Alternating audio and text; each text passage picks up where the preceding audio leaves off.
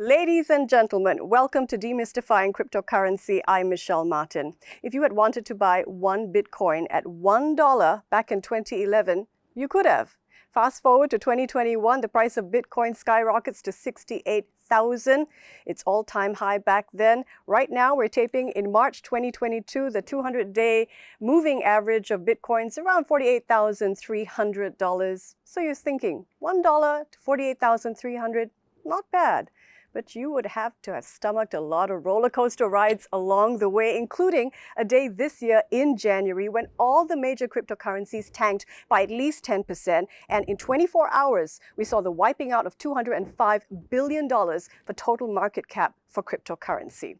So the lure of cryptocurrency, of course, is tremendous upside, but we know that that comes with incredible volatility as well. What do you need to know as a retail investor when it comes to managing risks if you want to put money in this field? And if you are a business owner and you want to transact in cryptocurrency, well, what do you need to know? Those are some of the big questions that we're going to answer today with a terrific panel. But for now, please help me welcome the man who is the Chief Risk Officer for NUS, Dr. Jansen Yap, with his welcome address. Dr. Yap.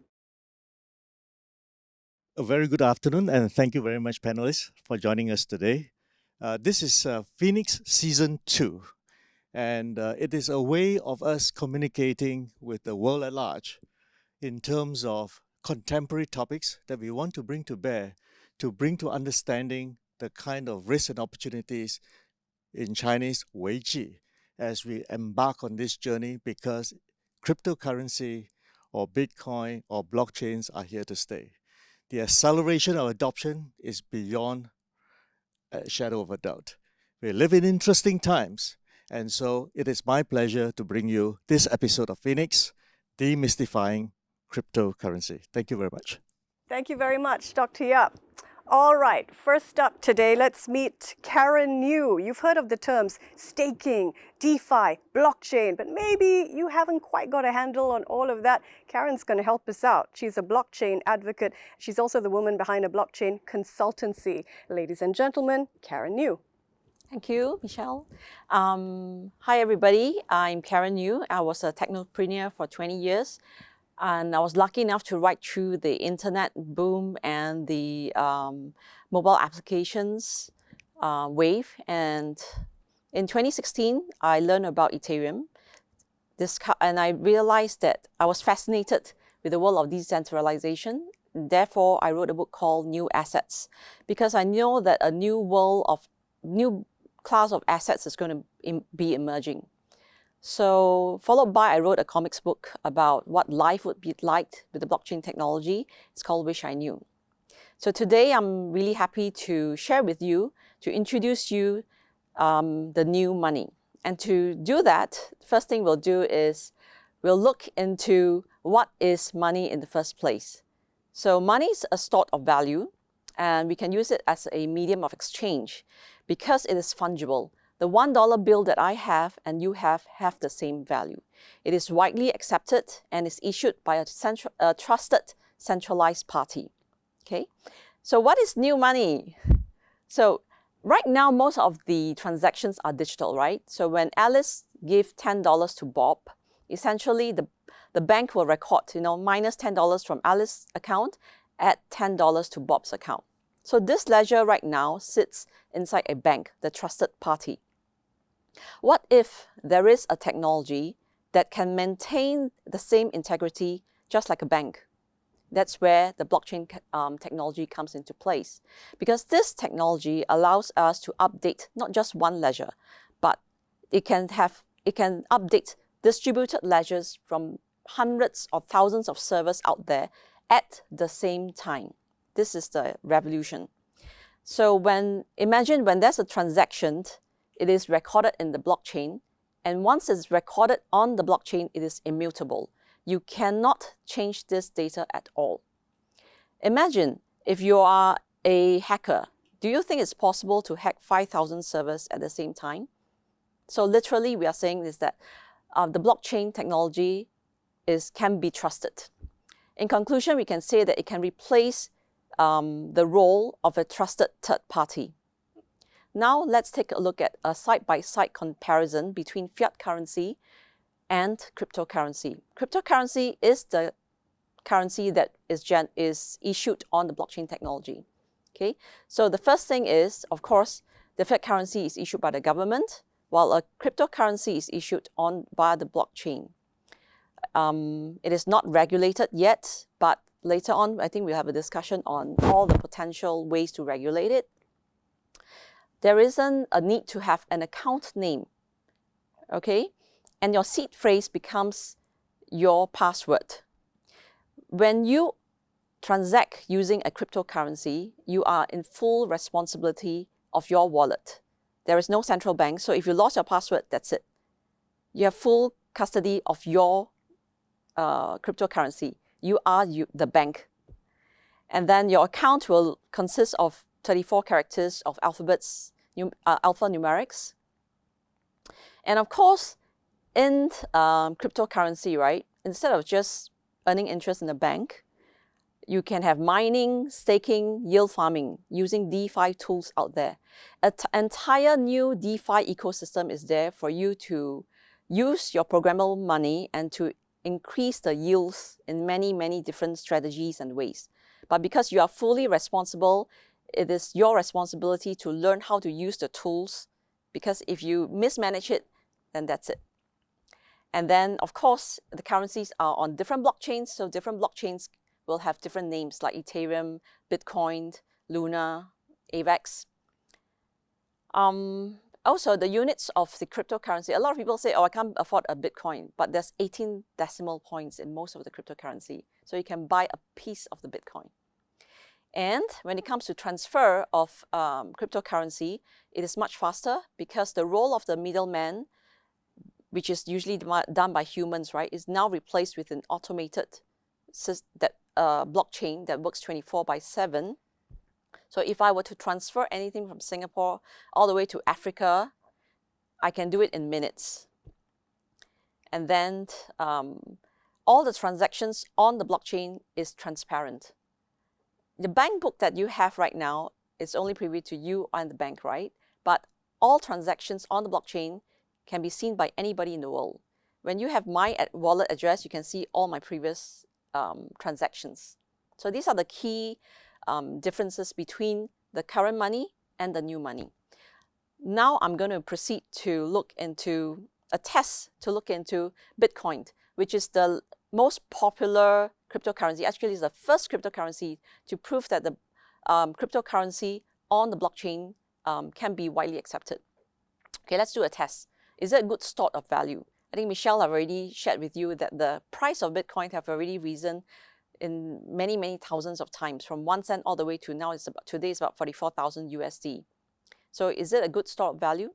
The key reason is because there's only 21 million Bitcoin that will be minted by 2060, and it is mathematically created in such a way such that you cannot mint any more Bitcoin. So with a limited supply and high demand, of course, the price will only go up. Is it fungible? Well, anywhere in the world, if you were to buy or sell a Bitcoin, the price is almost the same. A slight arbitrage, but it's fungible in a sense. And it's easy to transfer. For you to transfer a Bitcoin, regardless of where it is, regardless of how much is it going to be, I think in 2020, April 10, somebody transferred like $1.1 billion, and it's still within 10 minutes. And then it's widely accepted. You can see that a lot of big giants like even Amazon is considering accepting Bitcoin. And then of course with integration with payment gateways like MasterCard or PayPal, we can use a debit card and use it in anywhere in the world that accepts Visa. The two new features that I would like to further elaborate will be the fact that for new money, right, there's this in Ethereum introduced the smart contract, the concept of smart contract. Basically, it's just an agreement, you know, just like any agreement you have. But this agreement sits on the blockchain technology.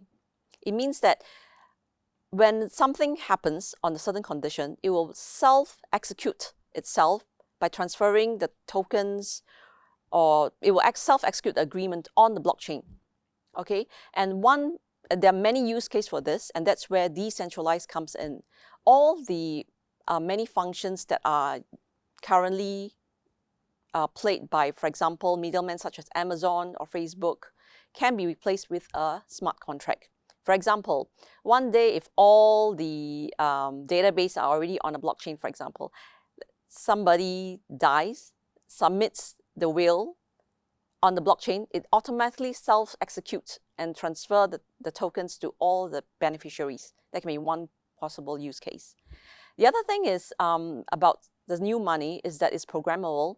And I think a lot of you may have heard of this word called NFT. It means that it's non-fungible tokens. Earlier I mentioned that the current fiat currency is fungible, right? The value has to be one-to-one so that we can use it. But the interesting thing about new money is that it can be a non-fungible token because it is tied to different items. For example, if both of us have art token, but the art token that I owned is tagged to an artwork that is worth $1 million, and the one that you owned is worth 10 million. So obviously, it is the same token, but different value. And this can be used in many, many ways. For example, your collectibles. In future, maybe our rental contracts can be an NFT too. And when you enter the blockchain ecosystem, you'll realize that, oh my, why are there Bitcoin, Ethereum, AVAX, Solana? Why are there so many blockchains out there? The key thing is that there's this thing called the blockchain trilemma. Basically, to be decentralized or scalable, it's really hard for you to be secured, right? So there are many ways that's why more and more blockchains are created, okay? And then imagine each blockchain can introduce their own tokens.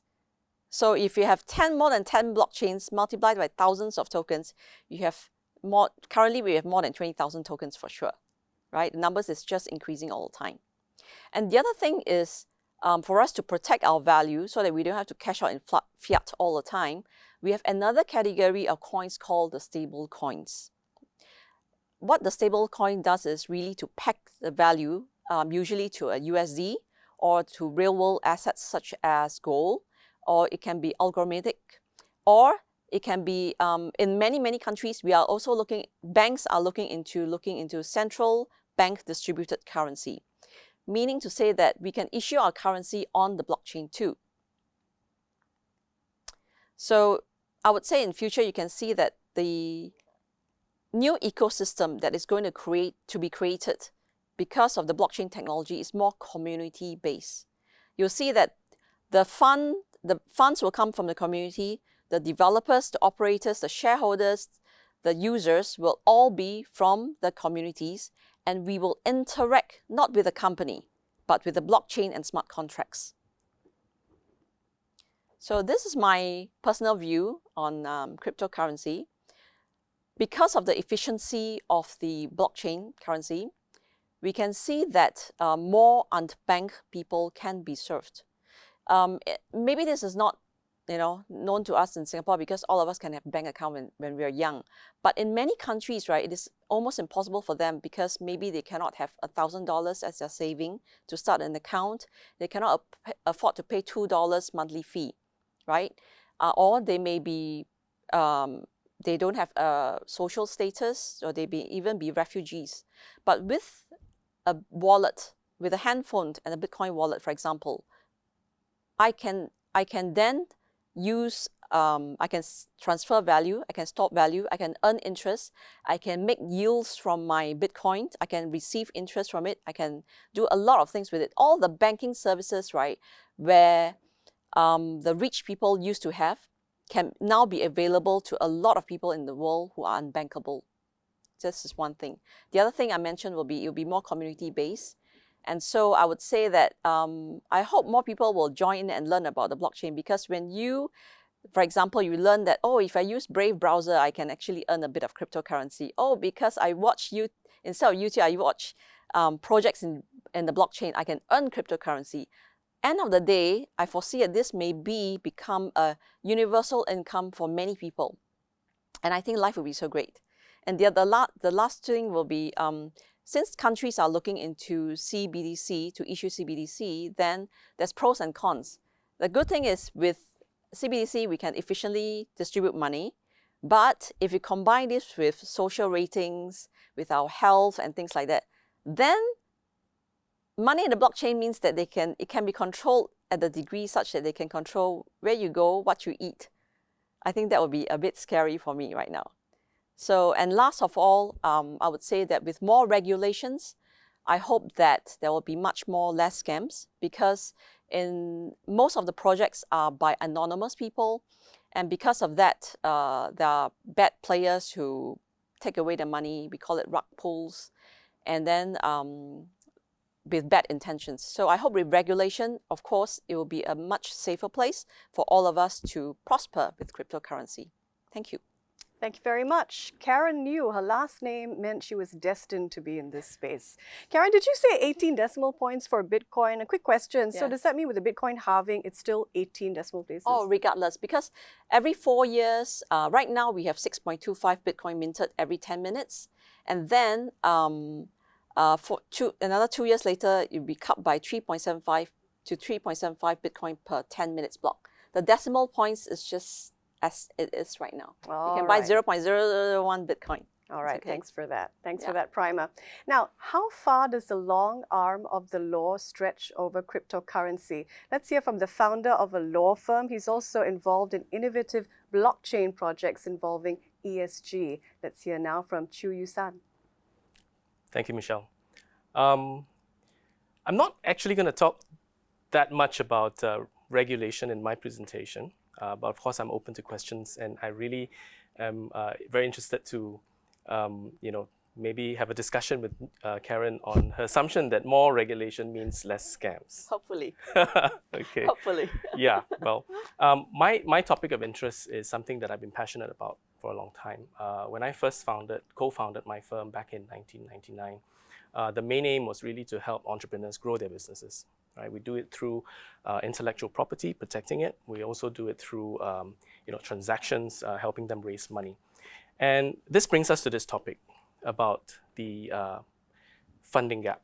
Okay, so a study done by World Bank in 2020 found that the shortfall in terms of availability of financing for SMEs worldwide is as much as $5 trillion US. Even in Singapore, where there's a lot of government support and the banks are also very supportive of SMEs, SMEs still face a lot of financing challenges related to cash flow and because of COVID, delayed payments and things like that. And it amazes me that actually only 60% of Singapore SMEs actually use bank loans for financing. So what happens to the other 40%? They find they basically bootstrap, or they find other means to raise capital. And this is with a very, very developed banking system in Singapore, where you can say, as Karen has mentioned, we start our bank, we get our first bank account as children, right?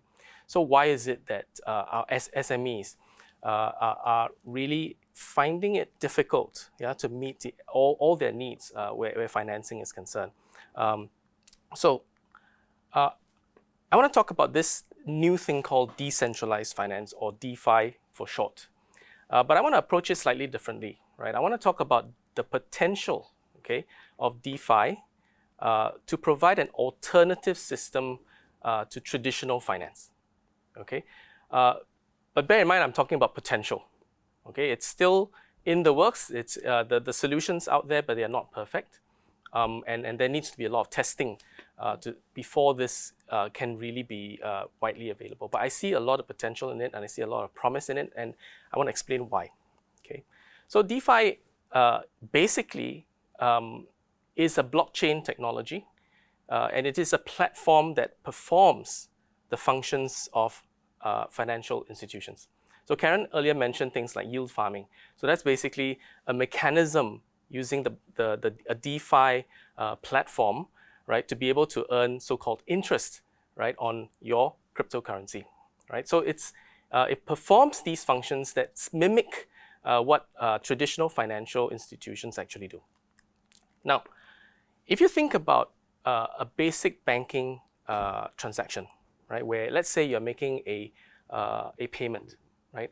If you're not using actual physical cash, then essentially what happens is that there's data about your financial information that's being moved around, and that transfer of data then results in the payment actually being made.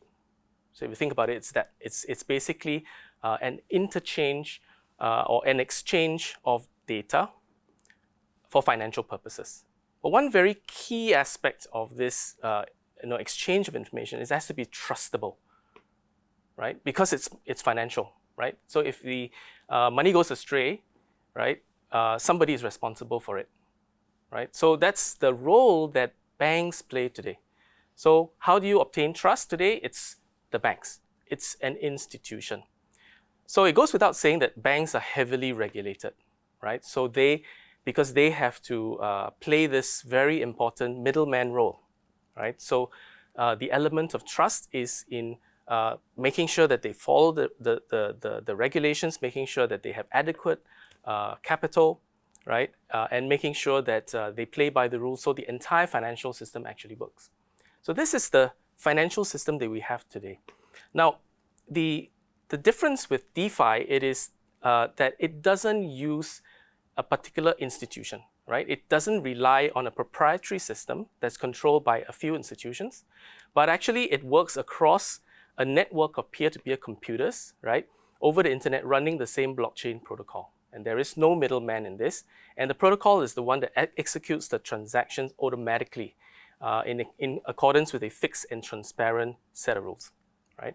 So, but there are some major obstacles to this, right? So first of all, cryptocurrencies like Bitcoin and Ether are very volatile, as we've heard, right? There's also lack of interoperability between the blockchains. There's no one-to-one exchange with fiat currency, right? Which is what you want if you want to run a business. But there are two key innovations that provide some solutions. The first of all, stablecoins, right? These stablecoins essentially mimic the behavior of a fiat currency, and in many cases are treated as fiat currency on the blockchain, yeah, by people who are the players or traders in it. And there are new tools now like automatic market makers or even atomic swaps that allow greater ease in converting one cryptocurrency into another one, including stablecoins in a decentralized manner. So as stablecoins become more widespread, I believe that they will become more and more accepted actually as an equivalent of fiat currency. So you don't actually have to off-ramp into actual fiat currency, but you can actually receive stablecoin and spend stablecoin at the same time. Now, together with the greater ease of transactions across different blockchains, this enables the use of different DeFi protocols that handle different types of banking services like payments and so forth. And I just want to end by talking about a very interesting example. Again, no affiliation to this particular project. So this is called Credify. And what they do is basically they connect cryptocurrency holders that are looking for returns with SMEs that are looking for financing. And through their platform, they're actually able to do portfolio lending, meaning that you can contribute invest your cryptocurrency, receive a certain return from that, and they take the task of allocating those funds to different SMEs that apply for funding. You can also do project-based P2P lending, and they can even do it on a collateralized basis, right? It means taking security. And of course, trade finance. Yeah, thank you. All right, before we let you go, to what extent, where is Credify based and how would we figure out whether or not we trust it enough to deal with it? Yeah, that's the big question, isn't it? I think I'm talking again about the potential for that. Yeah, so there's a lot of controversies which I don't want to go into right now, whether DeFi can be regulated. Yeah. You know, I mean, it's by its nature, it's decentralized. It's decentralized, yes. Exactly. So it's akin to saying that this is a software platform, right? And it does various things automatically for the various participants. So regulation is supposed to protect the consumers.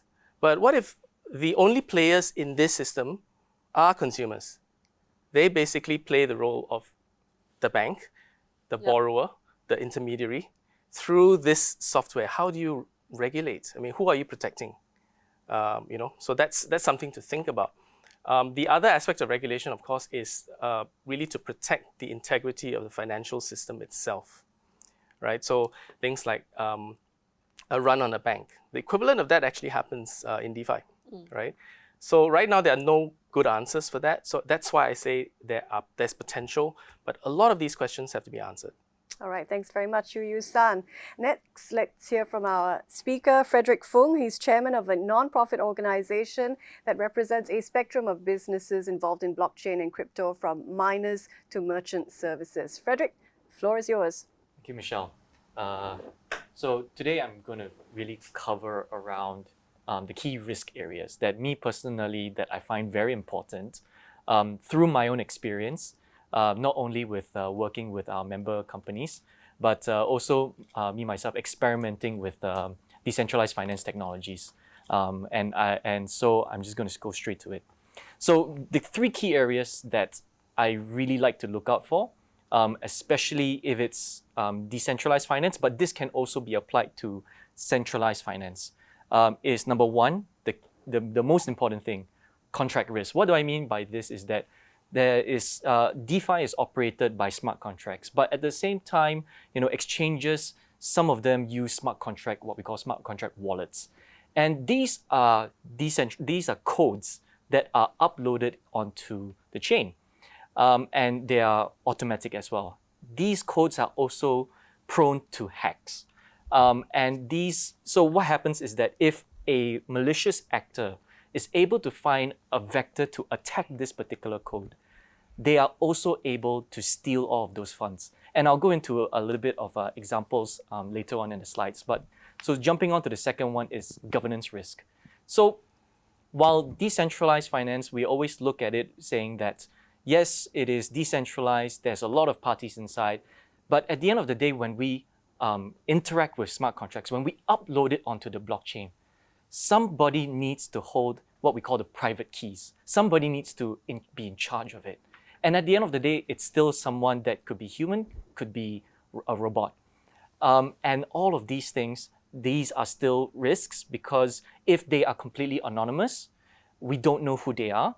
And there could also be what we call rug pulls. There could also be someone stealing it internally. We never know. And this is not just in decentralized finance, but in centralized finance as well. The third one is what I like to call structural risk. So this is more of the design of the protocol in decentralized finance itself. Not to go into too many examples, but one of the many things is that many things can go into failure, where there can be too little nodes. So just now we were talking about, I think Karen mentioned, that within a blockchain ecosystem, there can be many, many, many nodes. Trying to hack 5,000 servers at the same time, that's potentially very difficult. The scalability question, the blockchain trilemma. But there are also certain blockchains which have only 9 nodes, And one of the examples that I'll bring up later on is particularly designed in this way and actually recently had a hack. So the first one is right over here, contract risk. So there have been many, many, many hacks. And this is one of the more recent ones. Wormhole is what we call a decentralized bridge, bridging cryptocurrency from one particular blockchain to another particular blockchain. And because it is all happening automatically using smart contracts, the hackers are managed to hack into that smart contract and actually steal all of these things. Second one, governance risk. Now, I didn't take an example from decentralized finance, but rather centralized finance. I'm actually also a victim of Cryptopia, which is a cryptocurrency exchange. And I'm also looking into this very closely. But yes, former employees also are able to steal funds from a cryptocurrency exchange. This tends to happen.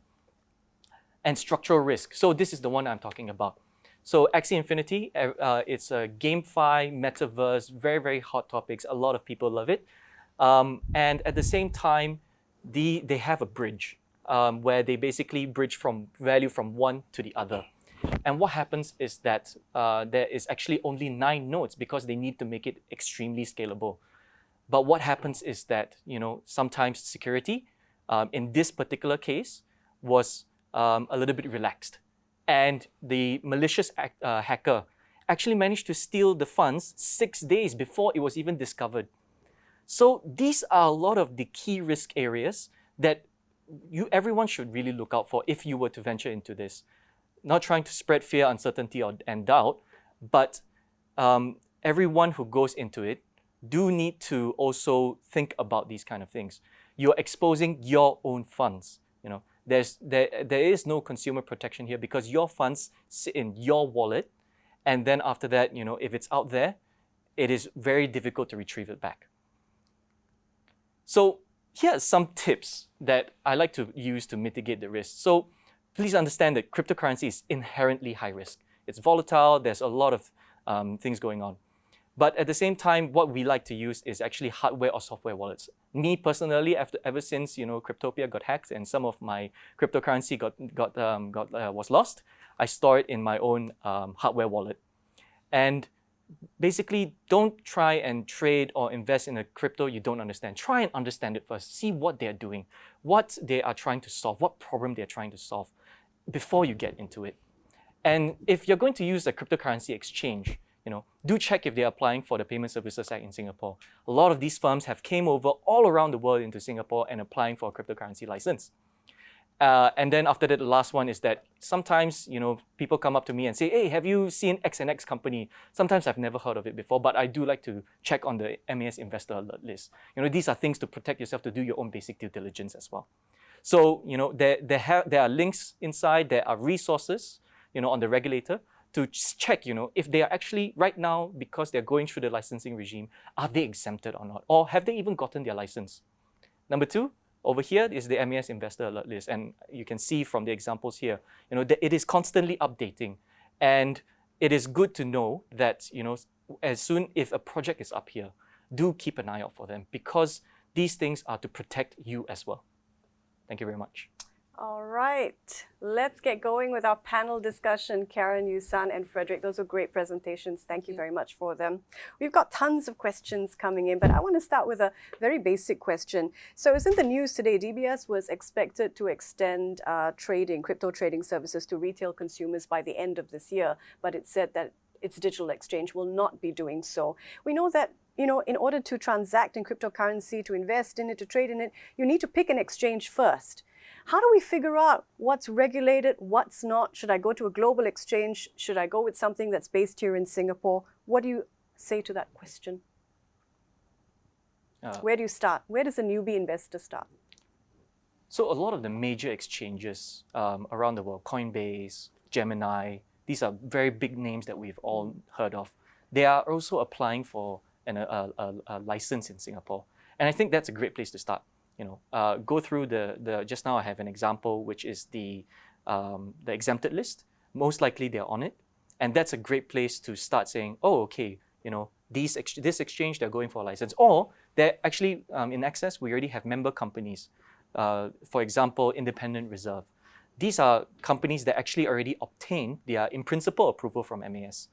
And what happens is that they are now allowed to operate cryptocurrency services in Singapore. So this is one of the great places to start, and also just get yourself onboarded to, you know, take a look at what they are able to offer.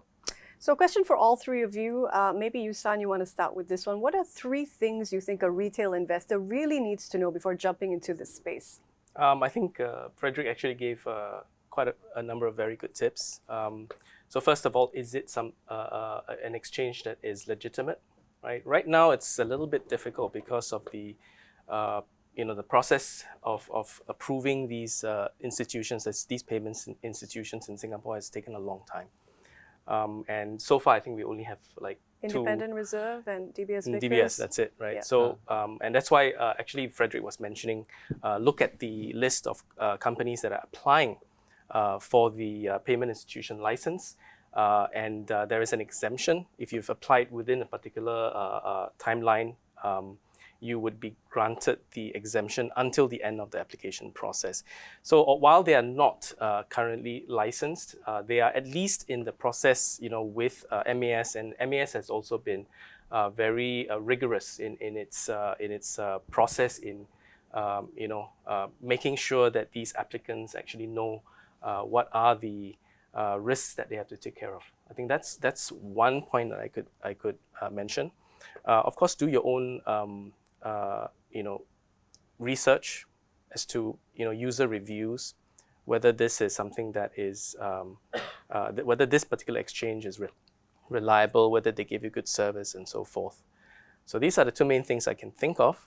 Okay. I mean, for a lot of people, when they think about entering the space, they think it's a website, you know, an exchange is a website. How do I get beyond the code to the people behind it who are running the business? What do I have to figure that out? So, you know, what do you say to this whole question of trust and figuring out where to start, Karen? Well, I think if you really want to, it depends on, like, when my friends want to start, right? Usually I'll just say, okay, if you just want to buy a little bit of Bitcoin, Ethereum, and that's it, you're not going to dabble anything into it, then find a reputable exchange like Coinbase, Gemini. They are worldwide, you know, they have some licenses in different countries. And then find one with that hopefully gives you more interest, and that's it. But I think if you really want to go and learn and get yourself into DeFi and things like that, right, then always try with small amounts, because this is something that is really very new. How do you use your wallet? You know, I always tell my friend, if you want to start using a MetaMask wallet, learn how to use it, watch all the YouTube video, do a $10 transfer. If it's okay, and then you take it out, you're fine, you delete the wallet, and then you put your seed phrase back, and you still can see your money, okay, then you can proceed to do more. Take very small steps, look at reviews, and always make sure, because in this world, there are a lot of scammers. There's a lot of phishing sites, a lot. And there are a lot of people who want to help you. They're all fake. Anybody who asks for your seed phrase are definitely scammers out there, you know. So always check the URL, and check the URL from sources that are official. For example, I will never click a URL from an email or from my friends or anything, because I will always double check it from a reputable site like CoinMarketCap to make sure that the URL is correct. Because there are a lot of similar names without S, with the I, you know, just like a lot of banking sites. And crypto is worse. So you always have to check the source of the website that you're going for, and then make sure you know how to use all these tools before you enter. I think these are small steps, and try with $10, $20, so that if you lost it, it's okay. Yeah. You don't feel the pain.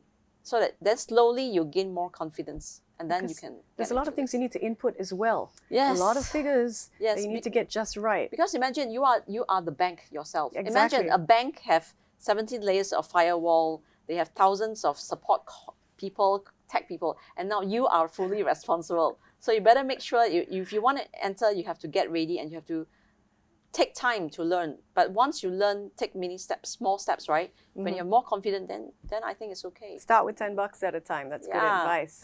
Okay, so there are 3 experts with us here. 2 have been hacked. Which 2? We're going to figure out. Frederick, what lessons did you learn from being hacked? Oh, this is a very tough one, because so smart contract hacks, it happens, and sometimes it's inevitable to get hacked. But at the same time, if you think about it, not everyone knows how to review code. It's sometimes extremely difficult, which is why right now the industry has built certain best practices. One of them is actually what we call smart contract audits.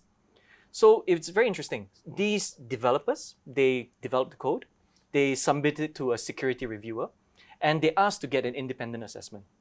And then they publish this report. And the report actually breaks down into much more sizable chunks, easier to understand.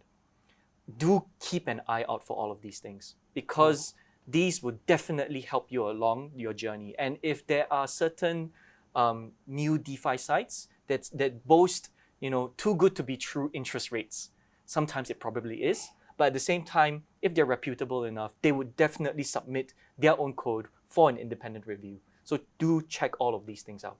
All right, I want to come back to that point on interest rates, because we've got a great question on staking in just a while. But Karen, I wonder if you can share some lessons that you've learned from being hacked. And before we go to Karen, you say a smart contract was hacked. So did you lose information or money? I basically lost quite a bit of cryptocurrency that was actually provided into that smart contract. Cold hard cash? Yes. Digital cash? Digital. All right, Karen, your lessons learned from being hacked. Well, initially when I first started, right, I realized that according to my experiences and my friends' experience, right, we agree on something. When you are too greedy, normally that is a way somebody can just hack into your money. For example, there was once I found an arbitrage opportunity. I'm like, oh my, this is a huge arbitrage. I thought I was smart. I thought there was a huge discrepancy in some markets and I didn't know about it. So I put the money inside, buy the token I wanted. When I tried to retrieve it out, then I realized, oops, I forgot the basic step that I always do. Check the reviews of the site. Oh. And that's it. So I think sometimes when it's too good to be true, most of the time it's true that it's not true. That's one. Number two is that a lot of times actually it's not really hacks, but it is just that because this is a ground whereby it's very experimental. Yeah. You know, the whole world, imagine this, for example, the Ethereum blockchain, right? We have 1 million developers developing new things, 1 million bright brains thinking of new things, putting new codes to try. And when you decided, okay, I want to give it a try because it's good, and then the project fails because of codes, because of human, right? Then it will fail. So we accept the fact that 97% or more of the projects will fail eventually because this is experimenting. So I think we must be ready for that when you want to go into DeFi, because we do not know what we don't know. So we have to keep a very open mind and tell ourselves that, okay, we have to, if you want to try something that is risky, then the amount should be small enough for you to take the risk. You know, don't put all your money inside and then realize, oh, it's gone, and then it's gone. There's nothing much you can do about it. All right. Yeah. A lot of times it's also human factors. I've seen a lot of projects whereby these are young kids in their 20s. They raise 10, 20, 50 million dollars. Of course they change, right? When they first started, maybe the vision was, I want to build this. But then when they have $10 million in their pocket, they're like, okay, I should just be enjoying myself right now. So it can be a human factor. It's not just, you know, contracts or regulations or whatever. So sadly, we have to be prepared for this. So how long were you off the whole system after being hacked? How long were you off for? How long did it take for you to come back? Oh, every time Regain it trust. happened, right? Actually, I become stronger. The first time, maybe I'll be sad for a week. The second time, 2 days. Third time, it's part of life. It's like breaking up, right? You learn from your lesson. My friend was so amazed with, there was once I got quite a big one and she's like, yeah, it's okay. Then she was like, wow, your appetite is getting bigger. I said, yeah, I learned. All right, we've got a question here from the ground. Earlier on, we were talking about staking. Where does the blockchain take the money from to pay interest to someone? Do we need a bank to own a blockchain for a user to deposit into? So this whole idea of interest on cryptocurrencies, where does this interest derive from? Frederick? Sure. So this actually comes from what we call liquidity provision, or right now the term, as Yusarn in one of his slides, is called automatic market makers. So what it is that people generally would say cryptocurrency A, cryptocurrency B. We'll take 50-50%, we'll pool it together, and everyone in the pool will put it together. And we create a big pool. If someone wants to swap cryptocurrency A for cryptocurrency B, they actually have to pay what we call a fee, right? So an exchange fee. This exchange fee, instead of going to the protocol owners, it actually goes to the liquidity providers. So what happens is that when we put in our cryptocurrency into the pool, we are actually earning that yield, that interest. Actually, it actually came from fees that people are paying when using this pool. And could the fees go up to as high as But 25%? there are Sorry, few what are more. the fees like? The interest that you can gain? So it varies across the board.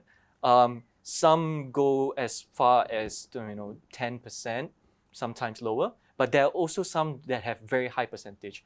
It always depends on the demand of the cryptocurrency between the two pairings, and also how much liquidity is placed in.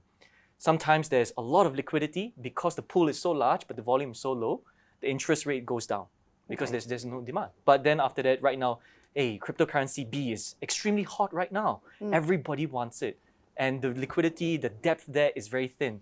People are willing to pay high premiums to obtain this cryptocurrency, and that will push the yields up. Karen, did you want to add? And on top of that, in DeFi, right, because it's programmable money, so this is the first aspect, which is you provide liquidity, you get some money.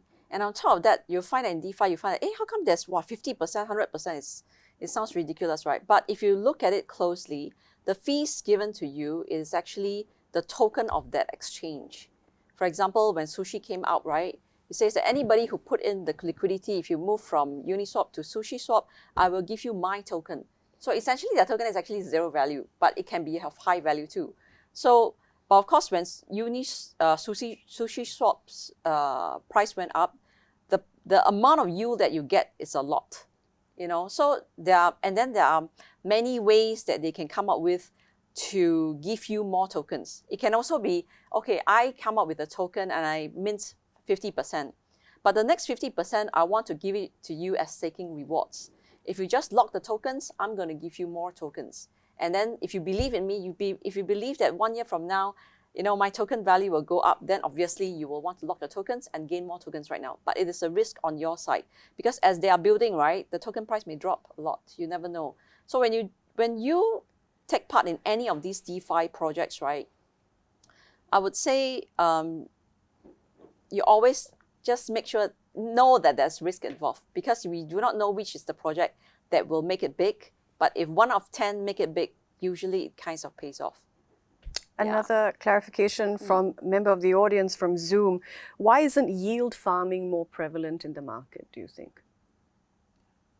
Oh, so it's very interesting. It's because you need to understand how to use the DeFi technology. So something as simple as how do you operate a wallet?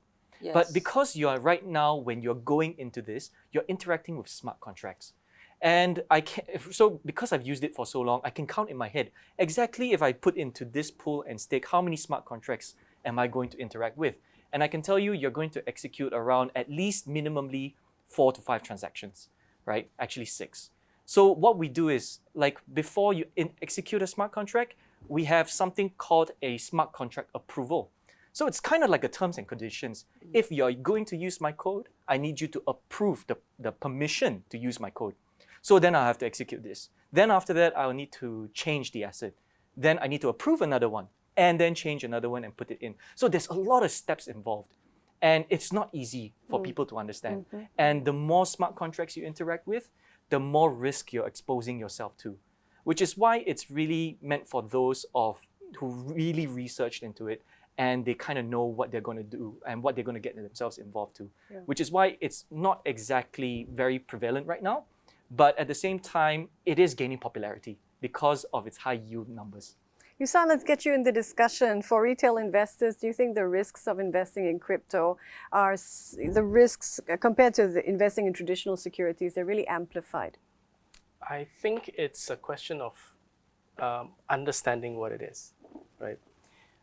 Is traditional financial products safe? Well, we've seen the global financial crisis, all the subprime mortgage crisis, and people, very, very smart people, were selling complicated products that were rated AAA, right? And it all turned out to be, not really that secure, right? Not really that risk-free, if you like, yeah. So, and after that, of course, there's a lot of regulation, but the risk in financial products continue. And it's basically, if you don't understand what you're getting yourself into, then you are inherently stepping into an area where you don't know what the risk is. And when you don't know, then it's really, really risky. So the problem with, I think, a lot of the crypto investments or DeFi investments is the lack of knowledge. But they also lack of reliable guides, right? So if you wanted to invest in stocks for the first time, right? And let's say you're talking about 2 decades ago, you could go to your broker, right? And they will explain to you what the risks are, right? You can go to courses and find out, right? And if something happens with the exchange, then the regulators will step in, right? So there are certain safeguards already put in. But with crypto and DeFi, it's still very much in its infancy. Yes, Singapore is taking a lead in putting out regulations for payment systems and DPT, digital payment token, providers. They are being regulated now, but it's still very early days. I mean, I liken it, when I was learning about DeFi, it just felt like I was trying to buy IKEA furniture but got no instructions. And I'm trying to put it together and I'm like, where does this go? What is this part? Yeah. And I found it really difficult to understand, but when I started understanding it, there were a lot of questions like, how can this be sustainable? Yeah. Right? The questions about how could, rates of return be that high? It just doesn't make sense that it would be sustainable. And then I learned about how it's really game theory, and how incentives are given by these different protocols for you to continue to hold on to them. And when you continue to hold on to them, then there's some kind of scarcity, and the value goes up.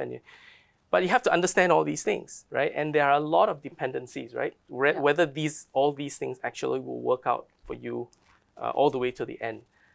So it is difficult because it's new and we don't understand enough of it yet. And yet people always have questions about, does this mean I can get around it when it comes to tax? So here's a question. What is the tax jurisdiction for cryptocurrencies? Income from financial instruments are taxable in many countries. Is this a loophole? Is there a loophole to avoid paying taxes through such investments? Should I look at the lawyer first for this? Definitely. I'm not a tax lawyer, so I must You're an IP put that expert. disclaimer out there. And there are experts in our association Access who will be able to tell you a lot more about taxation. The tax rules are evolving.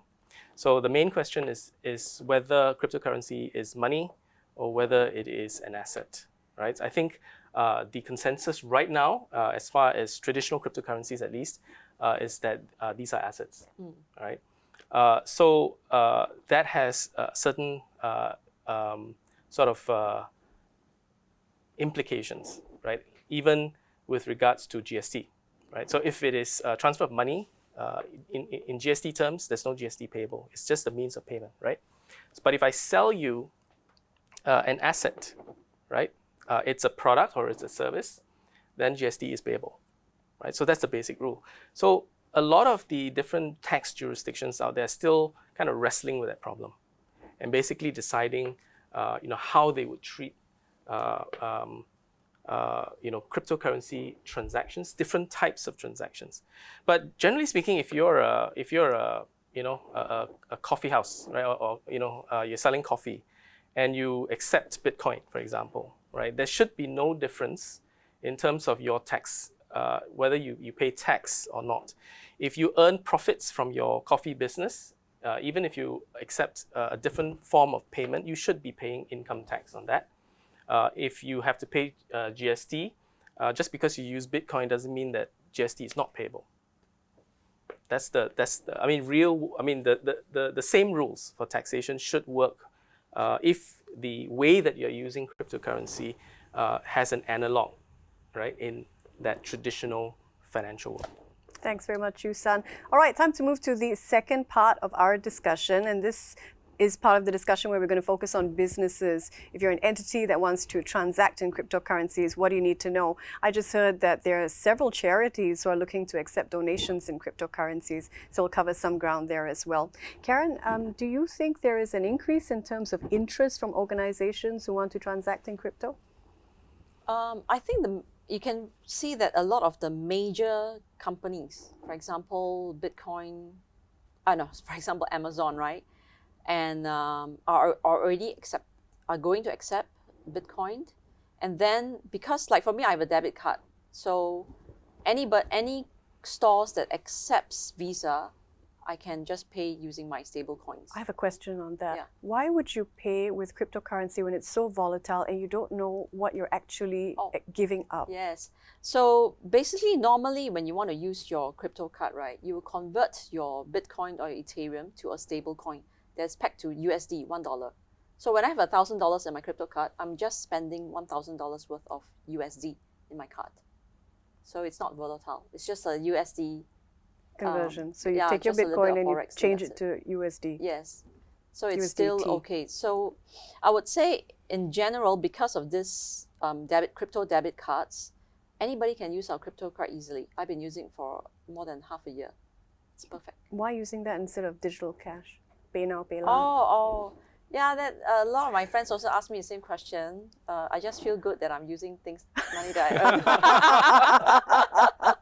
I know it makes more sense to use It's just your... cool. Yeah. No, I just feel like... Okay, Do you get interest when you use your crypto? Yeah. Some of them give you interest back in crypto too. I see. Okay, Yeah. you must tell me about this car a little later. Frederick, for charities who want to accept donations in cryptocurrency, they want to get started. What do they need to know? So I think it's number one to understand that there is volatility risk in accepting cryptocurrency. Today you might accept Bitcoin and it comes in at a high price. Tomorrow it might crash and you may not have gotten what you have gotten yesterday. So understand that there's volatility risk in accepting cryptocurrency, but at the same time there are stable coins. These are coins specifically pegged to the to imitate fiat currency. It's an imitation. Now, the allure of that is that because it's peer-to-peer, you get it really quickly. It sits inside your wallet.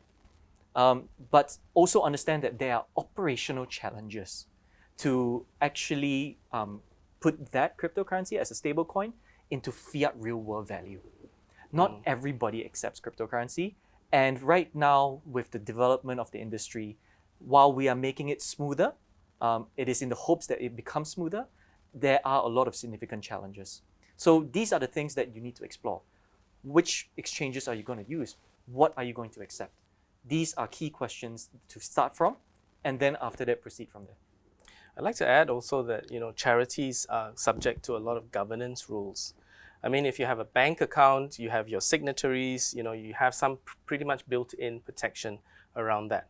But who is the person who's going to manage the wallet on behalf of the charity, right? And what kind of security are you going to put around that? What are the rules, right, in relation to governance for these charities to make sure that they are in fact complying with these rules. Right, and of course, there's also the issue of, the volatility and how do you account?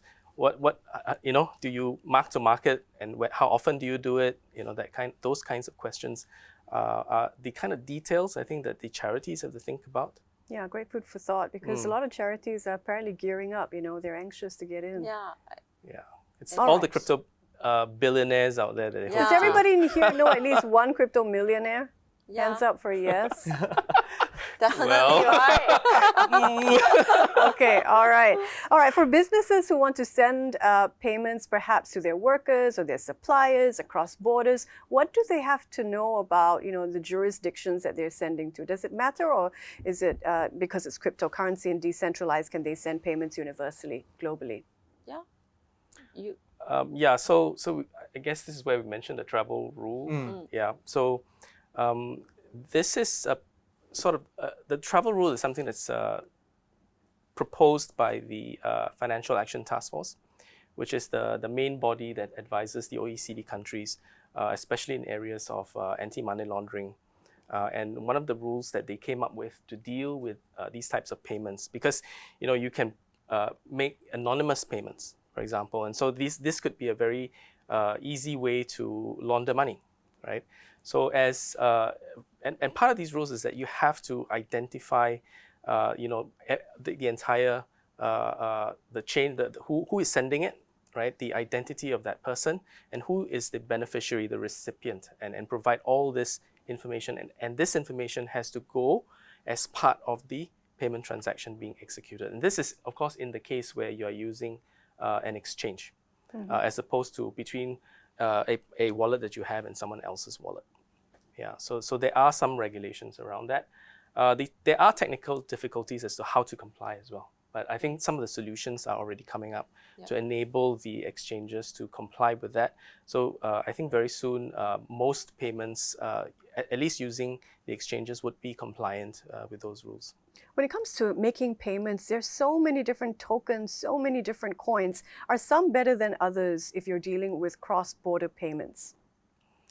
I think it depends on what you're using it for. If it's for the purpose of paying for goods and services in normal trade, I think people will be using stable coins pretty much. Yeah. If not CBDCs. Yeah. And are some better than others in that area? Not really, but just know that whichever stable coins that you want to keep, you have to make sure, because stable coin can unpeg and then you may lose the value. So what would cause it to unpeg? I mean, that's the whole point of stability, right? This idea that there's a Yeah. currency behind it. Correct. But audits, do they really have, for example, a few years ago, our dear USDT, right? They were supposed What to be happened? $1 to $1 peg. Okay. And then when they check the banks, the accounts doesn't match up. And then there was a lot of, but this thing comes every few years, you know. So that's why now we have USDC, we have TUSD, we have a lot of stable coins now. So I think as a user, you need to understand the risk involved in any of this, and then you can use it. And So then how would I spread your figure risk. out which is truly stable and which is likely to be unpegged tomorrow? Oh no. So far they are still quite okay. I think USDC Yeah, even is quite USDT is still okay. yeah, it's still good. But just know that. But you always have to. So for some people with a lot of money, right, stable coins, they'll spread it among a few stable coins or different pools to mitigate the risk a little bit. Yeah. All right, here's a great question. Can we talk about the risks involved in business transactions? Are they similar to foreign exchange risks? When you Wait, pay, yeah. when you buy something, Yeah. then there's a risk in the price. Mhm. So a lot of e-commerce solutions are trying to come up with ways to mitigate this risk. Some of them will have things like, for example, when you buy something, you decided to change it to a stable coin that I accept. So as a merchant, I only accept stable coins, for example. So I know the price is almost $1, and then I can choose when I want to go for fiat, to exchange it to fiat. That's one way. Another way is I've seen solutions whereby you can accept Bitcoin and Ethereum, and then you can do it such that every periodically you will, at the end of the day or something, you choose the period, and then it will just convert to a stable coin again, and then you can just change your fiat. Okay, I know this is a Yeah. big topic, but I have to go there. You have a blockchain consultancy. What advice do you give companies who want to start their own NFT projects? NFT projects? Well, I would say first the company must see whether there's a need for them to have an NFT, right? What is the purpose? How are you going to market it? It's easy to create an NFT, really very easy. Yeah, I made one. But but to market, to create, to go for your audits, for example, you know, to manage it. What are you going to do with this? It's a brand new business unit that you're going to have, because you should have your own security guy who's going to make sure that your audit is done well. You're going to have a multi-sig wallet to make sure that all major transactions is held by a few key players and things like that. So a lot of planning has to be done before you look into this. And so far, normal businesses, right? Actually, they don't look at NFT for now. Are they more So interested I see. in tokenizing? Tokenizing their business. Yeah, their platforms. I've seen a few, but I would say not many. I don't know. Maybe Frederick, I have you can add on to yeah. that. Is that I actually do have a friend who assisted F45 in one of the branches in Singapore to mint a series of NFTs as a token of appreciation to their current people who are attending it. And these kind of little novelty items that they're receiving, there are these kind of use cases for it. If they want to start their own NFT project, I think it's always, first of all, like what Karen said, assess the need for it. Yeah. You that's know, the first step. just because it's the word blockchain, NFT, it brings a lot of allure, the metaverse. It doesn't really mean that you yourself as a business need it. And this is very important, because when you embark on a project like this, you will be spending significant resources. It's although it is highly accessible, you do need a lot of domain expertise and knowledge in order to execute it. And that is the challenges and difficulties of it. So the quickest way when you assess it is that, what are you using this for? Like for my friend's example, if it's just F45 and an NFT to celebrate all of their members, that's great. But if it's something of a more into a GameFi, and then sometimes they don't need it, then it's not advisable to do so. Yeah. If you lack a community or audience, is it difficult to get an NFT line started or to monetize it? I would say definitely, because marketing really comes into play over here, and it is in order to get traction, right? You do need that existing base community that actually appreciates it, because if I were to go up to someone else who have no industry knowledge or no knowledge at all about NFT, they would mean it's nothing to them because they don't even have a wallet to receive it, you know. But if it's someone who has been in this space, they are actually interested about it, then maybe they'll say, yeah, I actually like to receive one because it's a collectible item. Yeah, I think that's the key word. NFTs are basically collectibles, and the value comes from how Rare. what cachet there is in that collectible, right? So, but I can think of some use cases. Like for example, this is something crazy. Let's say you bought a really expensive bottle of wine, right? You want to be able to have it, but you also want to drink it. How do you have it and drink it? How do you prove that you actually paid, a few $1,000s for a very rare bottle of wine and then you drank it? How would you do that? You NFT so that you can flex with it. Yeah, you sell the bottle with an NFT, right? That shows that you were the purchaser, and then go ahead and enjoy your wine. And But then you'll drink it. always That have- makes the NFT even more valuable. Exactly. Exactly, right? So, somebody's going to take this idea. Yeah. All right, it is time now to open questions from the floor. So, our in-studio guests, this is your moment. Does anybody have a question? Put your hands up and the mic will come right to you. Here's our first question. Hello. Thank you for such an insight panel. It was great hearing all of you. And I have two questions. And the first question is about the digital assets and the future in Singapore. Specifically, when you look at the geopolitical landscape, what China is doing, I think they have banned cryptocurrency. India has also increased taxes on cryptocurrencies. And then with the Russian-Ukraine war, all the sanctions coming up. And the second, Frederick, you mentioned about look at the underlying what problem they're trying to solve. So can you give us more details about how do you look at what problems they are solved and how much we can rely and trust on that? Anyone would like to take the first question?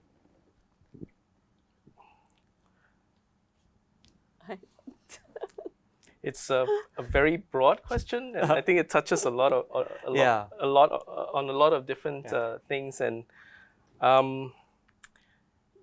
maybe I just have my own hot take on it. I guess I think cryptocurrency and its decentralized nature and the philosophy behind the cryptocurrency becomes more attractive, if you like, when you see greater volatility in the world, so that the volatility in comparison to what you see in the world, it becomes kind of comparable, right?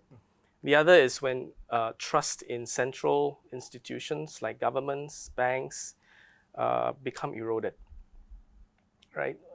When the international order, if you like, is being challenged, that's when you see a lot of interest in cryptocurrencies. So, for example, can cryptocurrencies be used to circumvent financial sanctions? Right, that's a possibility. Right. So again, these are topics that will come up during turbulent times.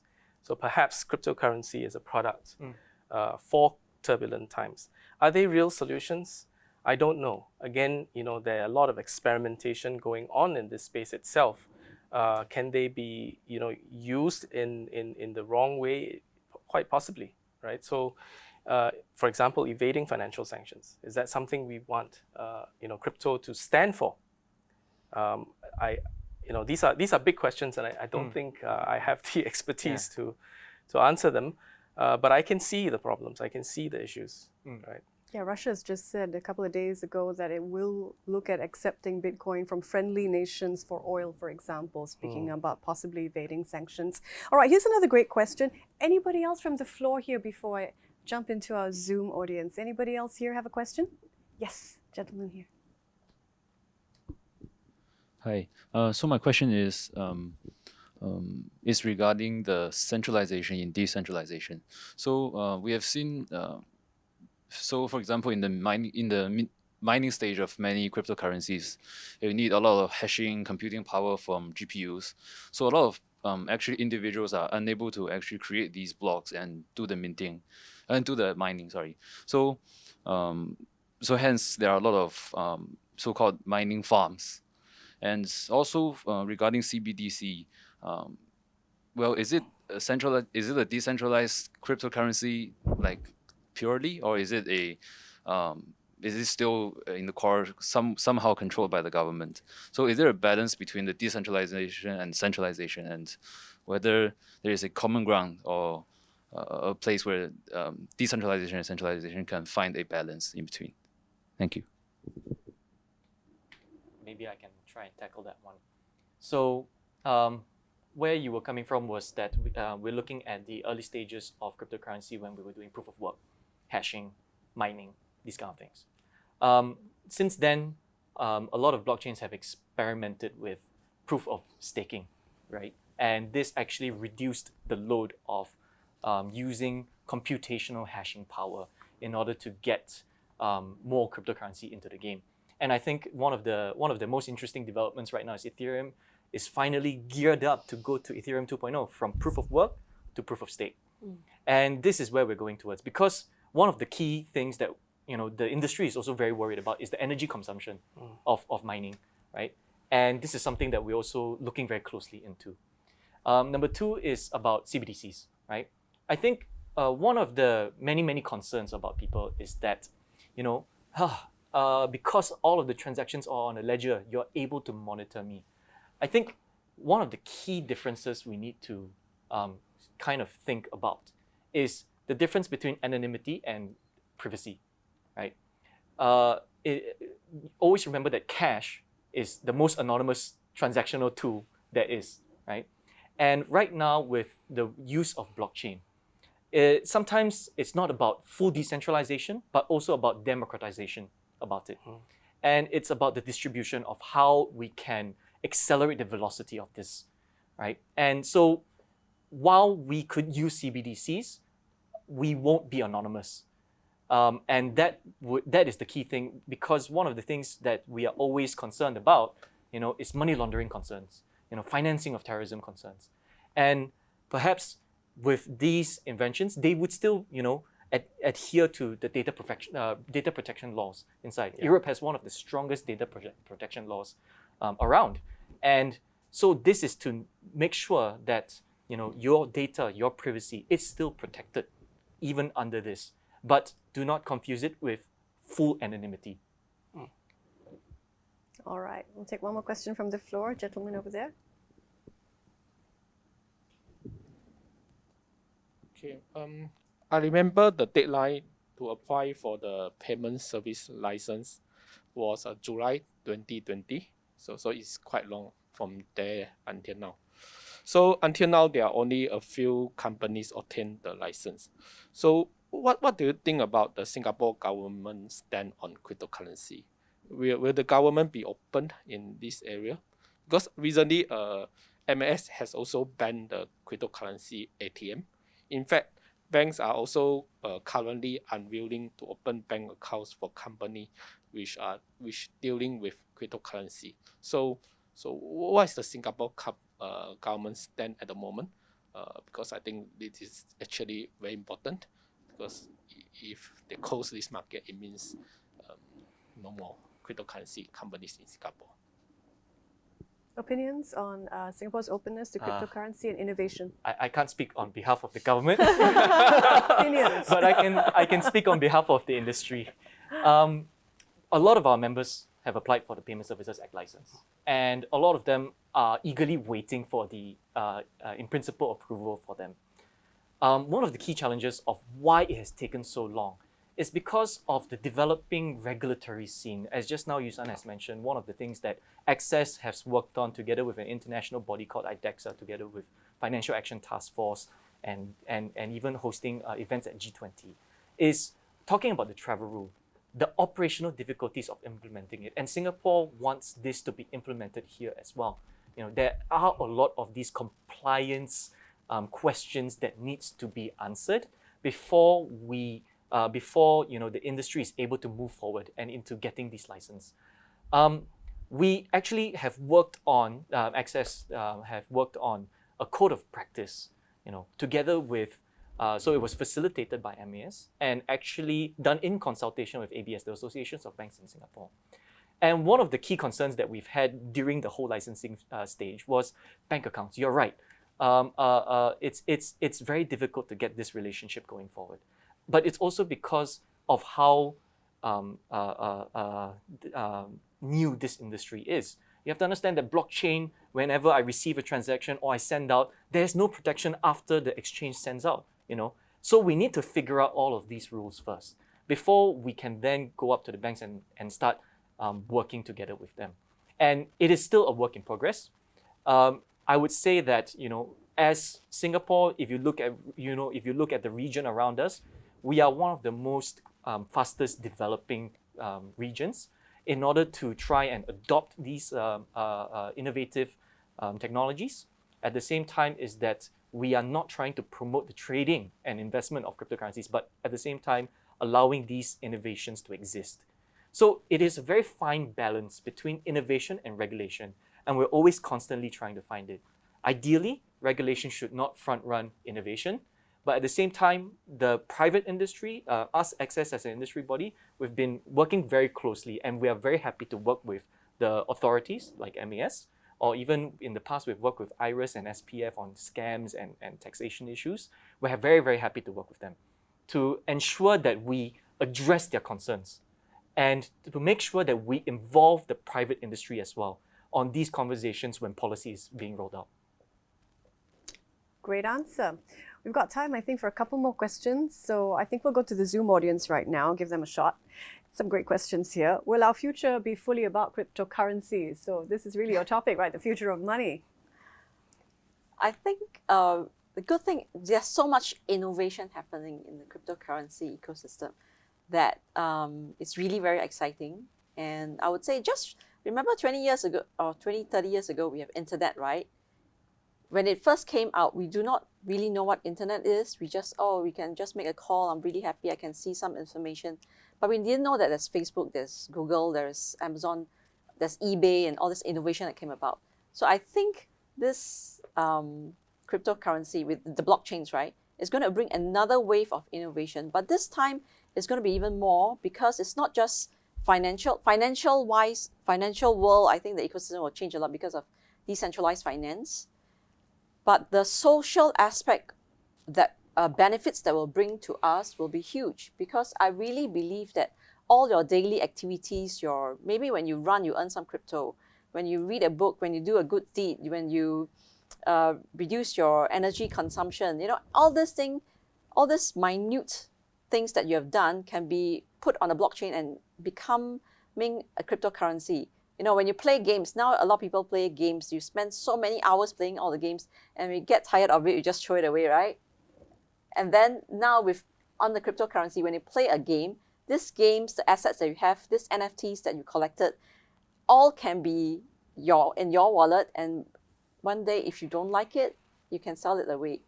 So all these digital assets becomes real assets. I think that's really interesting. Yeah, so I would say expect the unexpected. I think all parts of the ecosystem can be really, we'll see a lot of innovation in many aspects. I see the joy in your face And there. maybe I just add on a little bit onto that is that for me, the end game has always been blockchain would really be successful when we stop talking about blockchain. What I mean by this is that imagine if PayNow, PayLah right now, it's still, you know, we're still using it. But if on the back end, it's using blockchain technologies, decentralized ledger technologies, then, you know, we have really adopted it. The front end, it won't change much.